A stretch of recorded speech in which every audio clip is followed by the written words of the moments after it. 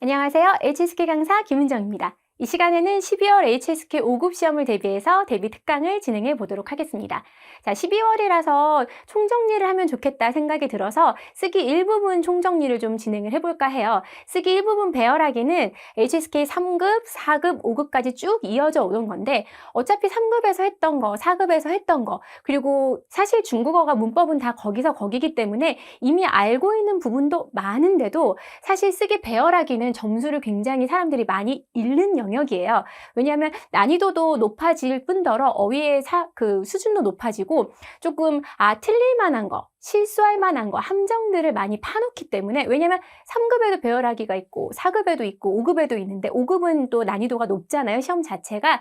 그래서 쓰기 배열하기도 똑같은 문법을 다루는 것 같아도 난이도가 높습니다. 그렇기 때문에 한번 처음 기본 구조부터 중요한 문법들을 조금 정리하는 시간이 필요하기 때문에 그리고 배점이 굉장히 높잖아요. 쓰기 자체가 한 문제 자체가 독해 2문제 정도의 그 배점을 갖고 있기 때문에 하나 틀리면 데미지가 큰다라는 걸 제가 매번 설명을 드리잖아요. 그래서 그래 총정리를 할 때 쓰기 1파트를 한번 처음부터 끝까지 일목요연하게 좀 간단하게 머릿속에 확 들어올 수 있게끔 정리를 하는 게 좋겠다 싶어서 이번 수업을 한번 그렇게 잡아봤습니다. 본격적으로 시작을 해보겠습니다. 3급, 4급 때부터 얘기를 하는데 이걸 얘기를 또 해도 매번 얘기를 해도 그리고 사실 제가 5급 대비 특강을 계속 진행해 오면서도 매 시간마다 쓰기 때는 꼭 이 얘기를 하는데도 시험 현장 가서 그게 적용이 잘 안 되는 경우들이 되게 많잖아요. 자, 시험 현장에 딱 갔어요. 쓰기 문제를 받았어요. 그래서 쓰기 일부분을 해야 돼요. 무조건 더랑 헌부터 찾으셔야 돼요. 이 얘기를 제가 굉장히 많이 했습니다. 더 뒤에는 명사를 넣고 시작을 해야 되고 그 다음에 헌이나 쩐이나 페이창이라는 정도부사 뒤에는 형용사를 넣고 수로를 넣고 시작을 해야겠다라는 걸 머릿속에 넣으셔야 돼요.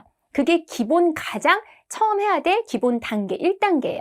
왜냐하면 처음부터 내가 주어부터 찾아서 수어, 목적어 이렇게 배열을 하면 주어 없는 문장도 있을 수가 있고 그리고 사실상은 앞에서부터 문장이 배열이 되는 건 모든 단어를 알 때의 이야기인데 단어가 모르는 단어도 많이 나오고 5급은 가뜩이나 어휘도 어려운데 그래서 여러분 일단 짝꿍끼리 그러니까 먼저 좀 가능성을 높여두는 거죠. 오답률을 낮추고 그래서 붙여놔야 될 것들을 붙여놓고 시작을 해야 됩니다.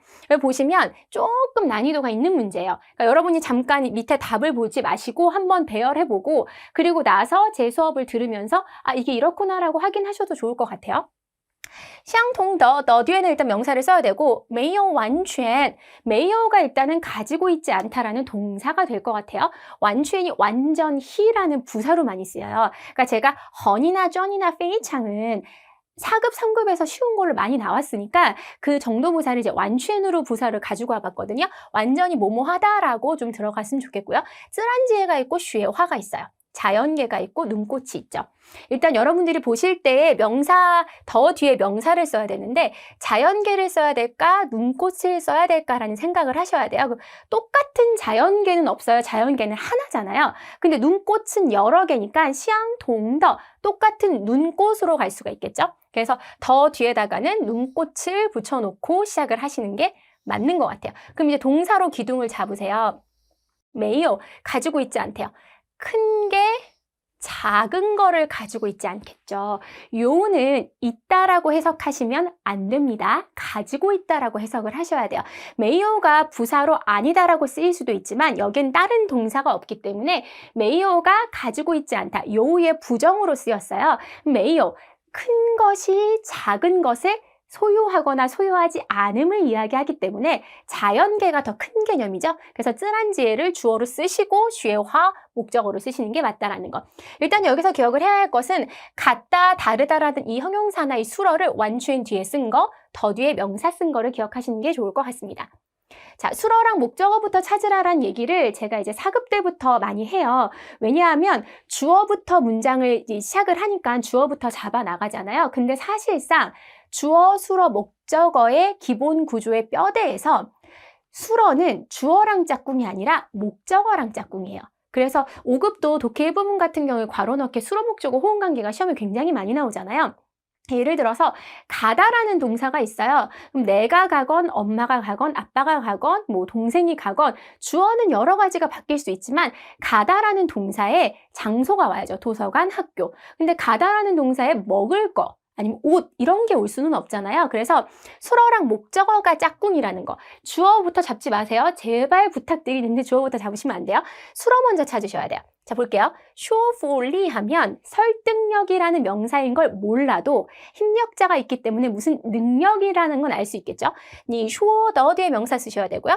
취해파가 뭔지 몰라요. 근데 리오가 이유인 건 알아요. 왜냐면 이제 저희가 한자 문화권이기 때문에 이유라는 걸 읽을 수 있는 분들이 좀 많을 거예요. 그러면 이 두 개는 명사예요.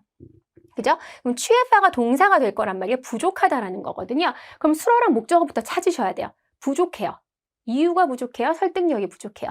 이유는 부족한 게 아니에요. 이유가 하나, 두 개, 세 개. 근데 설득력이라는 이 능력치가 크냐, 적냐, 부족하냐, 많냐로 이야기할 수가 있잖아요. 그래서 취해파에 어울리는 목적어는 설득력이 되는 거죠. 취해파 슈어플리를 잡아야 실수를 안 해요. 그죠? 수어 목적어를 잡아놓고 주어는 그럼 어떻게 돼요? 네가 말한 이유는 설득력이 부족하단 말이야 라고 이야기할 수 있다라는 거죠. 그거 기억하고 가셨으면 좋겠어요. 아, 더 뒤에 명사, 헌 뒤에 형용사, 그리고 수어 찾고, 목적어 찾고, 그 다음에 마지막에 주어를 배열하자 라는 거 기억하고 가셨으면 좋겠습니다. 자, 부사를 한번 다뤄볼 거예요. 왜냐하면 부사 같은 경우에는 주어, 수어, 목적어에서 주어랑 수어 사이에 부사어라고 부사어가 큰 개념으로 들어가거든요. 그래서 사실은 이제 부사의 개념이 부사어로 해서 부사, 조동사, 개사구가 세 개가 다 이 부사어가 모여 있으면 뭐부터 먼저 와야 될지 헷갈려 할 수가 있기 때문에 부사, 조동사, 개사구 순서라는 걸 좀 기억하셨으면 좋겠고요. 자, 보면서 갈게요. 很大会投资股市往往有风险이에요. 동사부터 잡으셔야 되죠. 요, 그러면 요라는 동사를 잡았으면 제가 앞서도 말씀드렸다시피 큰 개념이 작은 개념을 가지고 있어요. 시장이. 주식시장을 투자하는 것이 위험을 가지고 있는 거겠죠. 그러니까 주어를 잡아놓고 이게 주어가 되죠. 동사를 개념으로 해서 목적어가 되죠. 그러면 부사는 동사 앞에 쓰는데 조동사 앞에 쓰는 거야. 조동사 먼저 그러니까 부사 먼저 쓰고 조동사 쓰고 동사 온다라는 거. 그래서 부사 쓰고 조동사 쓰고 동사 온다라는 거 기억하시고요. 큰 리스크가 있어야 很大风险 이렇게 마무리가 될 수 있다라는 거. 아, 그래서 내가 이렇게 나왔을 때 보면 부사가 주어 짝꿍인 거고 그리고 그 뒤에다가 조동사를 쓰고 동사로 이어지면 되겠다라는 순서 기억하셨으면 좋겠다는 거예요. 자, 예외가 있어요. 근데 예외가 사실은 시험에 나오겠죠. 5급은 또 난이도가 높기 때문에 사실 일반적으로 봤을 때에는 이 찌오라는 개념이 개사구 앞에 와야 되잖아요. 그죠? 개사구 앞에 이제 부사가 와야 되는 게 맞는 건데 보시면 시간 뒤에 찌우가 오는 게 중국에서 굉장히 중요한 문법이에요. 예를 들어서 시간 뒤에 찌우가 오면 시간의 빠름, 이름. 시간 뒤에 자이가 오면 시간의 늦음을 나타내거든요. 그러니까 예를 들어서 7시에 일어났어요 하고 치디엔 찌우를 쓰면 평상시보다 빨리 일어난 거예요. 다른 부연 설명이 없어도 중국인들이 치디엔 찌우起床了 하면 아, 너 일찍 일어났구나 이게 돼요. 근데 치디엔 자이起床을 하면 7시가 돼서야 일어났어. 그럼 늦게 일어났다는 거예요. 그래서 찌우랑 자이는 시간 뒤에 붙습니다. 그래서 여기 보시면 짜이라는 그 대학 시절 이 개사구가 원래 찌우가 이 앞에 와야 되는데 대학 시절부터 되게 빨리 뭘 하기 시작했어요? 낚시를 좋아하기 시작했어요 라고 이야기를 하려고 이게 이렇게 찌우를 사용한 거거든요. 그래서 원래로 따지면 개사구 앞에 찌우가 들어가야 하지만 그 개사구가 시간을 나타내는 경우에는 무조건 뒤에 들어가야 된다는 거. 이 예외가 내가 열심히 개사구 뒤에 그치 부사 쓰고 개사구 써야지 하고 열심히 외워갔는데 이게 시험에 나오면 틀릴 수 있다는 거죠. 그러니까 5급은 기본적으로 기본 구조에서 조금 더 문제를 꼬을 수 있기 때문에 이런 부분도 한번 짚고 넘어가셨으면 좋겠습니다. 바자랑 빼이자는 매번 설명하는 거니까 한번 쭉 간단하게 정리를 할게요. 바자는 을을입니다. 뒤에 목적어 쓰고 수어랑 결과 쓰시면 돼요. 문제를 볼게요.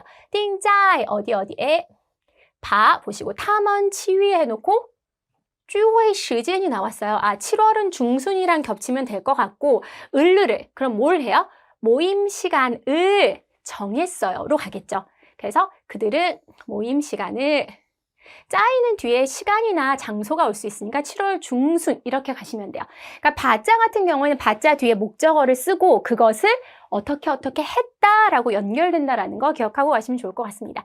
자, 빼이자 보고 갈게요. 빼이자 같은 경우 5급에서는 가해자가 생략되는 경우도 있지만 일단은 빼이는 빼이 뒤에 있는 가해자가 이 행동을 한다라고 기억을 하셔야 돼요. 제가 오늘 조금 어려운 문제를 갖고 왔는데 그걸 보면서 정확하게 좀 기억을 해볼게요. 여러분 혹시 시인이라는 동사는 5급과 6급의 필수 동사거든요. 기억을 하고 계셔야 되는데 끌어당기다라는 뜻이 있어요.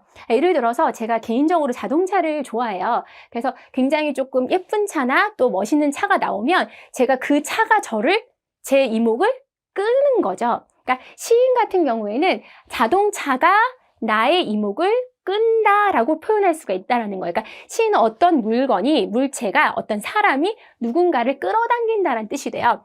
여기 보시면 화쥐, 연극이 있고요. 그리고 이제 내가 있어요. 그럼 누가 누구를 끌어당기는 거야? 연극이 나를 끌어당기는 거죠. 그쵸? 연극이 끌어당기는 거예요. 그래서 가해를 누가 하는 거예요? 이 연극이 끌어당겨요. 이 가해가 하는 이 주어가 아닌 이 수어가 여기 들어가야 된다는 거야. 빼이자는 그걸 정신을 똑바로 차리고 있어야 돼요. 빼이자가 그 행동을 하는 주체가 들어가야 된다는 거. 그래서 시인은 누가 하는 거예요? 저거 화쥐가 하는 거예요. 아, 저 연극이 끌어당겨요, 나를. 그래서 내가 이 연극에 의해서 끌어당김을 당했어 라는 표현으로 갈 수 있다는 거예요. 동사를 정확하게 먼저 잡아놓으시고 이 동사를 누가 하는지를 가셔야 된다는 거예요. 나는 그래서 이 연극에 의해서 이끌림을 당하지 않았어. 나 별로 매력 없는데 뭐 이런 얘기가 될 수 있는 거죠. 자, 마지막으로 존연문입니다. 제가 5급을 할 때 처음에 이제 기본 구조, 헌이나 그다음에 더부터 시작을 해서 수로랑 목적어 찾는 거, 부사 앞에서부터 차근차근히 기본 구조를 설명을 드린 거예요. 그래서 이제 부사까지 쭉 왔다가 그리고 나서 바자, 빼이자는 굉장히 중요한 부분이고 시험에 많이 나오니까 언급을 드리고요. 그리고 사실상 이제 5급까지 왔을 때는 보어는 상대적으로 그렇게 많이 출제가 되진 않아서 존연문을 넣는 게 좋겠다. 왜냐면 존연문이 시험에 거의 빠지지 않고 나오는데 조금 헷갈리실 수가 있기 때문에 존연문을 좀 기억을 했으면 좋겠습니다. 그래서 보통은 존재나 출현을 얘기하기 때문에 존현문이에요. 그러니까 존재나 출현은 그 장소나 시간에서 이루어지는 거죠. 시간, 장소에서 이 행위의 주체가 출현을 하는 거예요. 그럼 그어비는 이웃이고요. 샤오호즈는 젊은, 청년, 젊은이. 그다음에 이가 빤라일러죠. 그럼 일단 장소가 와야 돼요. 그리고 이사를 왔어요. 하나의 젊은이가 이사를 왔대요. 이렇게 가야 된다라는 거예요. 근데 존현문이 그래요, 좋아요. 그렇게 갈 수는 있는데 막상 이제 이게 그냥 평서문인지 존연문인지 구분이 안 될 때가 있어요. 근데 보시면 이게 보통은 장소가 온다고 그랬잖아요. 장소는 방위사를 동반하는 경우가 있어요. 그러니까 그 어삐 자체가 이웃 벽이잖아요. 이웃 집이니까 얘는 이렇게 볼 수 있는데 보통은 방위사가 온단 말이에요. 어디 위, 어디 아래, 어디 옆에. 그리고 동사는 저가 들어가 있는 경우가 되게 많아요. 존재하고 있는 상태인 거니까. 그래서 방위사나 동사 뒤에 저가 붙어 있으면 존연문이겠다라는 생각을 하시는 게 훨씬 더 편해요. 5급에서는 이 형태의 존연문이 굉장히 많이 나오거든요. 그래서 보시면 바이즈, 꽈저, 존연문인가 보다. 시오리 더 정자이 셔무셔무 샹이네. 그럼 일단은 DNT 먼샹을 제일 앞에다가 쓰는 게 맞겠다. 왜 저가 나왔으니까 장소에 이게 걸려져 있다 할 거 아니에요. 그렇기 때문에 그러면 DNT 먼샹 장소를 쓰고 저를 쓰고 그리고 어떤 바이즈가 붙어 있는 거잖아요.